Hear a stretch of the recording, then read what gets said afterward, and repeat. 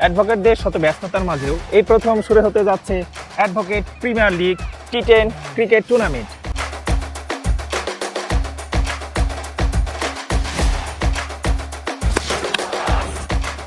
শুধু শর্ত একটাই, এই খেলায় অংশগ্রহণ করতে হইলে আপনাকে যে কোনো বার আইনজীবী হইতে হবে, এবং আইনজীবী হইলে আপনি যে কোনো বারের হয়ে এই খেলায় অংশগ্রহণ করতে পারবেন। তাহলে দেরি কেন?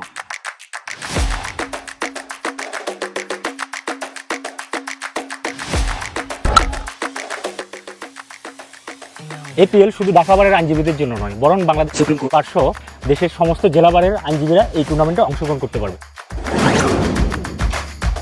আদালতের ক্লান্তি শেষে মেতে উঠে ক্রিকেট আনন্দে অ্যাডভোকেট প্রিমিয়ার লিগ আইনজীবীদের ক্রিকেট লিগ।